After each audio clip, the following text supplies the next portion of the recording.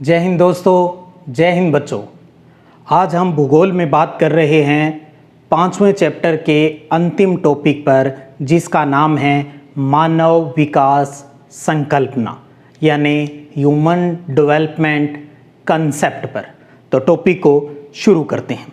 देखिएगा, यहाँ मैंने टॉपिक का नाम लिखा है मानव विकास संकल्पना। तो यानी हम विकास की बात कर रहे हैं, लेकिन किसके विकास की? मानव के विकास की। तो यानी किसी भी देश के विकास का मतलब आज की परिस्थितियों में क्या है? वो ये है भी उस देश के मानव का विकास कैसा है। तो यानी विकास के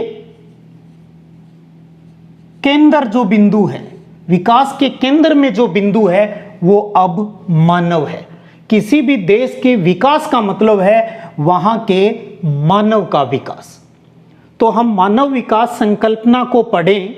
मैं चाहता हूं हम उससे पहले ये समझें भी विकास क्या होता है, डेवलपमेंट कहते किसे हैं। देखिएगा, डेवलपमेंट एक बहुआयामी कंसेप्ट है। बहुआयामी यानी मल्टी डायमेंशनल कंसेप्ट है ये। अब इस चीज को भी हम समझे। हमने कहा विकास भी बहुआयामी। तो इस बहुआयामी का क्या मतलब है, यानी इसमें कौन कौन से बातें हैं, कौन कौन से घटक हैं वो शामिल है। तो विकास का मतलब आर्थिक विकास। अगर हम यहां मानव के विकास की बात करें, व्यक्ति की विकास की बात करें, तो यानी मानव का आर्थिक विकास यानी उसकी इनकम कैसी है। मानव का सामाजिक विकास यानी उसका रहन सहन, खान पान, उसकी भाषा, उसकी संस्कृति कैसी है, यानी सांस्कृतिक विकास। राजनीतिक विकास यानी राजनीति में उसको कितनी स्वतंत्रता है, उसकी कितनी सहभागिता है, उस प्रकार का विकास। मनोवैज्ञानिक विकास, मनोवैज्ञानिक इसमें हम पढ़ते हैं इमोशन की, संवेग की, यानी आदमी कितना मेंटली स्ट्रोंग है, कितना कमजोर है। कमजोर नहीं, आदमी को हमें स्ट्रोंग बनाना है। तो वो बातें आएगी मनोवैज्ञानिक विकास में। उसके बाद हमने कहा नैतिक विकास यानी मोरल डेवलपमेंट। हमें व्यक्ति को, हमें किसी बच्चे को, हमें मानव को क्या बनाना है? हमें उसे एक अच्छा व्यक्ति बनाना है, उसे देश का एक अच्छा नागरिक बनाना है। तो यानी किसी भी व्यक्ति का आर्थिक विकास, सामाजिक विकास, सांस्कृतिक विकास, राजनीतिक विकास, मनोवैज्ञानिक विकास, नैतिक विकास। तो यानी मुख्यतः एक व्यक्ति का जब इतनी दृष्टि से विकास होता है, तब उस विकास को हम कहते हैं बहुआयामी दृष्टिकोण यानी मल्टी डायमेंशनल विकास की बात आती है। अब हम ये समझें भी इस बहुआयामी संकल्पना की या इस बहुआयामी विकास की जो विकास का लक्ष्य क्या है। तो इतने प्रकार का विकास करने का लक्ष्य है, वो टारगेट है, वो है मानव का कल्याण करना, यानी मानव के वेलफेयर के लिए काम करना, यानी मानव के अंदर एक कैपेबिलिटी विकसित करना, यानी उसकी क्षमता में विकास करना, उसकी क्षमता में ग्रोथ करना, ताकि वो व्यक्ति आत्मनिर्भर बन सके, वो अपना डिसीजन है वो खुद ले सके, उसे अपनी जिंदगी का फैसला है वो खुद करना है, वो हम उसको उस लायक बनाएं वो अपनी जिंदगी का फैसला खुद कर सके, वो खुद डिसाइड कर सके भी मुझे कैसा काम करना है, मुझे कौन सा जॉब करना है। ये चीजें सारी शामिल होती है वेलफेयर में। तो मानव का कल्याण करना ही इस बहुआयामी विकास का मुख्य लक्ष्य होता है। तो इस मानव कल्याण के लिए हमारे पास कंसेप्ट आया मानव विकास संकल्पना, जो 1990 में आई। आज का जो रूप हम पढ़ रहे हैं, हम इस पाठ्यक्रम में जो पढ़ रहे हैं मानव विकास संकल्पना, ये 1990 में आई थी। उससे पहले इन तथ्यों पर गौर नहीं किया जाता था, इतने बातों पर। पुराने टाइम में सिर्फ इस पक्ष पर ही बात की जाती थी भी कि कोई देश कितना विकसित है, तो कभी देखिए उस देश का आर्थिक विकास कितना हुआ है, मतलब वहां के लोगों की प्रति व्यक्ति आय यानी उसकी इनकम क्या है, सिर्फ एक ही एस्पेक्ट पर बात होती थी, आर्थिक पक्ष पर। जबकि आज का हमारा दृष्टिकोण क्या कहता है भी किसी भी देश के व्यक्ति का बहुआयामी विकास होना चाहिए, हर दृष्टि से उसका विकास होना चाहिए, यानी ऑल अराउंड डेवलपमेंट होना चाहिए, समग्र विकास होना चाहिए। तब ये कंसेप्ट आया मानव विकास संकल्पना। अब हम विकास क्या है उसके बाद अब हम इस पर बात करें भी मानव विकास के कंसेप्ट है वो क्या है। तो देखिएगा मानव विकास कंसेप्ट का मतलब क्या है। इसका मतलब है आपने यहां से समझा है इस चीज को, विकास में भी मानव के जीवन में सुधार लाना, पॉजिटिव सुधार लाना, सकारात्मक, यानी मानव के अंदर गुणात्मक विकास करना। तो वो होता है एक सकारात्मक विकास जो हमें दिखाई नहीं देता, यानी इंटरनल है। तो मानव के जीवन में सुधार लाना और मानव के लिए विकल्पों में वृद्धि करना, यानी एक मानव के सामने हम बहुत से विकल्प रख दे भी बोल तुझे क्या चाहिए। जैसे वो है ना जिन वाली बात आ जाए, हमने उसको रगड़ा और जिन बाहर आया और बोला बोलिए मेरे आका तुझे क्या चाहिए। तो आज का ये कंसेप्ट ये कहता है उस मानव के सामने इतने विकल्प प्रस्तुत करो ताकि वो अपनी मर्जी से, अपनी इच्छा से, अपने गुणों के हिसाब से अपना जो है वो जॉब चुन सके, अपना काम चुन सके, तभी उसका विकास सही होगा, वरना विकास नहीं होगा। इसलिए मानव विकास संकल्पना क्या है, अगर ऐसा प्रश्न हमें परीक्षा में मिलता है तो मानव विकास संकल्पना का अर्थ है मानव के जीवन में सुधार लाना और मानव के लिए विकल्पों में वृद्धि करना, ये इसका मीनिंग है। अब बात ये आती है भी ये जो हम पढ़ रहे हैं मानव विकास संकल्पना, ये कौन लेकर आया। बहुत प्यारा प्रश्न बनता है ये भी। तो ये जो कंसेप्ट लेके आया अर्थात इसका जो जनक है वो है पाकिस्तान के प्रमुख अर्थशास्त्री महबूब उल हक। पाकिस्तान के प्रमुख अर्थशास्त्री रहे हैं महबूब उल हक। उन्होंने ये कंसेप्ट दिया और इनका सहयोग दिया भारत के प्रमुख अर्थशास्त्री अमर्त्य सेन ने। तो इस तरीके से हम ये कह सकते हैं मानव विकास संकल्पना कौन लेके आया, पाकिस्तान का अर्थशास्त्री महबूब उल हक और भारत के अर्थशास्त्री अमर्त्य सेन, उन्होंने ये कंसेप्ट हमें दिया। अब बात ये आती है भी हमने ये तो समझ लिया भी मानव विकास कंसेप्ट क्या है, भी इसमें किन की बात की जाती है। तो मानव के ऑल राउंड डेवलपमेंट की बात इसमें की जाती है। फिर ये आता है तो हम इसको मापे कैसे, इसके मापने का तरीका क्या है। देखिए ये भी आ चुका है। अब तो अब हम बात कर रहे हैं इस मानव विकास के आधार, ये हमारे मानव के विकास का आधार है। तो मानव विकास के आधार पर किसी देश का आंकलन करना, किसी देश का आंकलन करना, इसके लिए हमने एक कंसेप्ट लिया, वो है HDI। इसका नाम है ह्यूमन डेवलपमेंट इंडेक्स, यानी मानव विकास सूचकांक। सूचकांक यानी सूचना देने वाले अंक। वो अंक कौन से हैं? वो अंक हैं 0 से 1 के मध्य। तो किसी भी देश का हमें आंकलन करना है भी वो कितना विकसित है, तो उसके लिए हम लेके आए HDI। HDI एक सूचना देने वाला अंक है जिसका निकालने का एक अपना तरीका है, लेकिन जिसका मान है वो 0 से 1 के मध्य होता है। जब उस देश का जो HDI है वो अगर 1 के आसपास है तो हम कहेंगे वो देश विकसित श्रेणी में आता है, वो देश डेवलप्ड कंट्री है। और अगर उसका जो HDI आता है वो 0 के आसपास है तो हम कहेंगे वो निम्न विकसित देश है, एक अल्प विकसित देश है। अब एक चीज आप समझिए, इस HDI को निर्धारित करने का स्टैंडर्ड क्या है। तो इसके 3 प्रमुख स्टैंडर्ड है वो यूज किए जाते हैं, 3 प्रमुख मानक यूज किए जाते हैं। पहला है कि जन्म के समय जीवन प्रत्याशा। जन्म के समय जीवन प्रत्याशा, इसका मतलब समझिए आप पहले।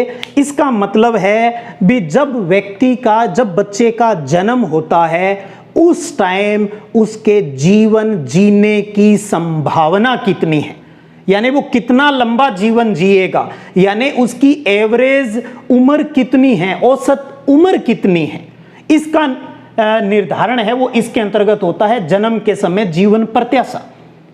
तो देखिए कितना जिएगा, इसका मतलब उस देश की स्वास्थ्य सुविधाओं से संबंधित हो गई ये बात भी, वहां पर स्वास्थ्य की सुविधाएं उस देश में कितनी है। तो इसका मतलब जीवन प्रत्याशा दीर्घ आयु से जुड़े दीर्घ आयु से जुड़ा हुआ मुद्दा है, अर्थात उस देश की स्वास्थ्य सेवाओं से जुड़ा हुआ मुद्दा है।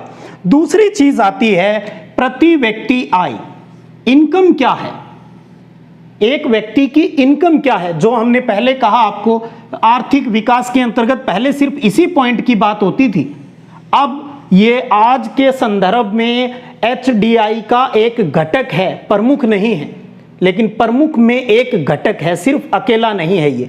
तो प्रति व्यक्ति इनकम उसकी क्या है, इससे भी एचडीआई संबंधित है। और तीसरा है वहां की एजुकेशन, यानी ज्ञान, लोगों की साक्षरता की दर की बात होती है भी, वहां के लोग कितने पढ़े लिखे हुए हैं। तो यानी एक जीवन प्रत्याशा यानी आयु की बात, दूसरा प्रति व्यक्ति आय और तीसरा एजुकेशन, ये तीनों हमारे एचडीआई के निर्धारण करने के प्रमुख स्टैंडर्ड है, प्रमुख मानक है। तो अब देखिए बड़ा इजीली, अगर व्यक्ति पढ़ा लिखा है तो उसको जॉब मिल जाएगा, जब जॉब मिल जाएगा तो उसकी इनकम अच्छी हो जाएगी, इनकम अच्छी हो जाएगी तो अपनी स्वास्थ्य सुविधाएं बढ़ा लेगा, यानी उसकी जीवन प्रत्याशा यानी उसकी उम्र है वो बढ़ जाएगी। तो पढ़ा लिखा है तो नौकरी यानी इनकम, इनकम है तो स्वास्थ्य सुविधा यानी जीवन प्रत्याशा। तो बड़े इजीली आप इसको याद रख सकते हो। अब एक चीज यहां पर और समझिएगा बेटा, वो है भी ये एचडीआई जो मानव विकास सूचकांक है ये जारी कौन करता है और कब से चल रहा है। देखिएगा ये चल रहा है 1990 से। तो एचडीआई मानव विकास सूचकांक है वो कब आया, 1990 में आया। ये कौन जारी करता है, ये करता है UNDP, United Nation Development Programme, संयुक्त राष्ट्र विकास कार्यक्रम, जो कि संयुक्त राष्ट्र संघ का एक घटक है। तो जो एचडीआई है वो 1990 से जारी की जा रही है। कौन जारी कर रहा है, यूएनडीपी जारी करता है। और कब जारी होती है, हर साल जारी होती है, प्रति वर्ष है वो यूएनडीपी है। हर देश की एचडीआई निर्धारित करके बताता है कि आपका देश विकास में यहां पर खड़ा है। तो विश्व के सभी देशों की एचडीआई का निर्धारण कौन करता है, यूएनडीपी करता है। तो अब हम इसी बात को आगे बढ़ाते हैं, एचडीआई को ही, जिसमें हम ये बात करते हैं भी जो लेटेस्ट रिपोर्ट 2019 में आ चुकी है, लेकिन आपके पाठ्यक्रम में जो एचडीआई की जो रिपोर्ट है वो है बेटा 2013 की। तो हमें हमारे सिलेबस के अकॉर्डिंग 2013 की एचडीआई रिपोर्ट तैयार करनी है, जिसके महत्वपूर्ण तथ्यों पर अब हम आगे बात करने जा रहे हैं। और मैंने कहा हर साल जारी होती है, तो लेटेस्ट में 2019 में इसकी नई रिपोर्ट आ गई है, लेकिन अपने पाठ्यक्रम में वो अभी नहीं जुड़ी है। अपने पाठ्यक्रम में 2013 के ही आंकड़े हैं, लेकिन हम 2019 पर भी थोड़ी बात करेंगे। तो अब बढ़ते हैं एचडीआई की रिपोर्ट पर, 2013 वाली रिपोर्ट पर। अब देखते हैं एचडीआर 2013 यानी मानव विकास सूचकांक की 2013 की जो रिपोर्ट है उस पर बात करते हैं। ह्यूमन डेवलपमेंट रिपोर्ट 2013 अपने सिलेबस के अनुसार। तो यूएनडीपी ने जो 2013 की जो रिपोर्ट जारी की उसमें 186 देश शामिल हुए। तो यानी 186 देशों का है वो सर्वे किया गया, और इसने इन सभी देशों को 3 कैटेगरियों में बांट दिया। वो कैटेगरी थी एचडीआई के आधार पर ही उच्च मानव विकास श्रेणी, मध्यम मानव विकास श्रेणी और निम्न मानव विकास श्रेणी। और आधार रखा गया 0.71 से अधिक जिनकी एचडीआई है उनको उच्च मानव विकास श्रेणी में, 0.5 से 0.70 के मध्य जिनकी एचडीआई है वो मध्यम विकास की श्रेणी वाले देश कहलाए, और जिनकी एचडीआई है वो 0.5 से कम रही उन्हें निम्न मानव विकास की श्रेणी में रखा गया। तो इस प्रकार से जो 186 देश थे उनमें 94 देश उच्च मानव विकास श्रेणी में, 47 देश 47 है वो मध्यम विकास श्रेणी में, और 45 यानी 45 देश है वो निम्न विकास श्रेणी में शामिल हुए। अब बात करते हैं उच्च मानव विकास श्रेणी में कौन से देश शामिल है। अब आपको आपकी बोर्ड परीक्षा के आधार पर ज्यादा नहीं तो कम से कम तीनों कैटेगरी के 5-5 देश आपको पता हो, उसके बाद सबसे ज्यादा एचडीआई किसका है वो पता हो, अपने देश के बारे में जानकारी हो, और तीसरा सबसे कम किसका है उनके आपको आंकड़े भी पता होना चाहिए। तो इस आधार पर आप देखिएगा 2013 की रिपोर्ट के अनुसार सबसे अधिक जो एचडीआई रहा वो देश है नॉर्वे। नॉर्वे आपको पता है नॉर्वे यूरोपीय देश है नॉर्वे, और नॉर्वे का जो एचडीआई रहा वो था 2013 में 0.955 यानी 0.955 है वो नॉर्वे का एचडीआई रहा।